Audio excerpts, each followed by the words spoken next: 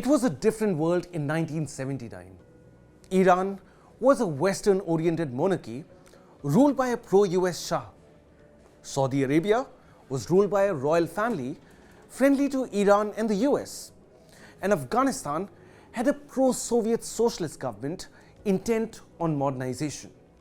However, a series of events changed the world like never before.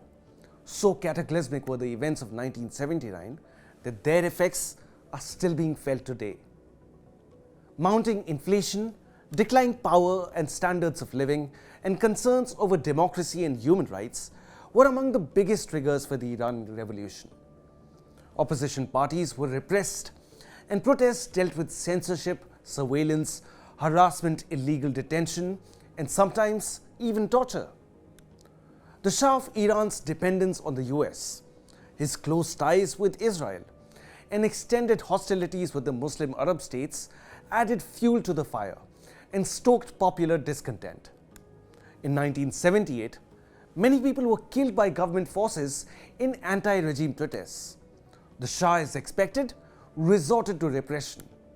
Every death, every protest, every dissent march was met with violence. The violence escalated. Martial law was imposed and troops opened fire against demonstrators in Tehran.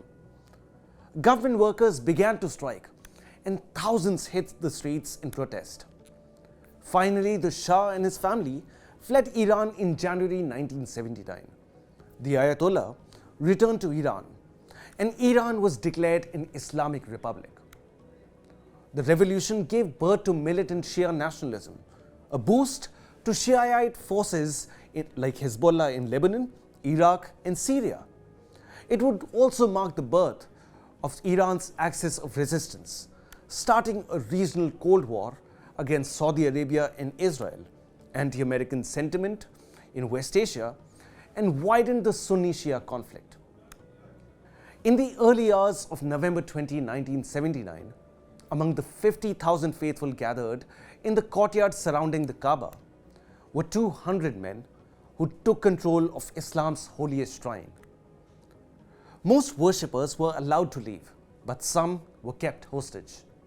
The agenda was to overthrow the House of Al-Saud, bringing in a government that would implement Islam in letter and spirit. The siege had a cascading effect across the world. Violent protests broke out in Iran, Turkey, Pakistan, Bangladesh, and even India. On December 1, Saudi Arabia called in the cavalry. Tear gas was pumped, armored personal carriers were used. Attack helicopters provided fire support and surveillance. 3 days later, after a fierce clash, the Grand Mosque was cleared of all extremists. Shocked by the vehement opposition, the House of Saud started leaning heavily towards hardline Islamism, deepening its rivalry with Iran.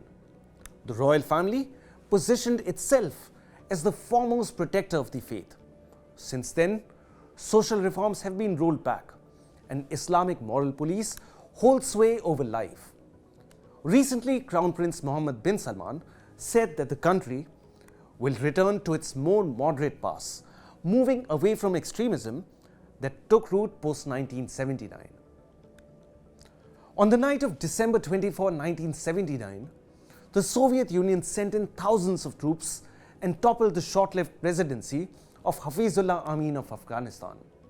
The Soviet Union had come out in support of the Afghan Communist government fighting anti-communist Muslim guerrillas during the Afghan War. The Jimmy Carter administration in the US responded with sanctions against Moscow and called for a boycott of the 1980 Moscow Olympics, besides supporting the rebels. Backed by the United States, the Mujahideen rebellion spread. The Afghan war turned into a stalemate with more than 100,000 Soviet troops controlling the cities, larger towns, and garrisons, and the Mujahideen moving with relative freedom throughout the countryside. Soviet troops tried to crush the insurgency by various tactics, but the guerrillas proved elusive. At the height of the Cold War, a disintegrating USSR paid a heavy price for the Afghan invasion. It left 15,000 troops dead and scores injured. In 1988, it signed an accord with the United States, Afghanistan and Pakistan and withdrew its troops. The true victor of the conflict, however, was the Pakistani deep state. Trained by the CIA in irregular warfare, flush with American cash and armed with American weapons, Pakistan would unleash a new campaign of terror.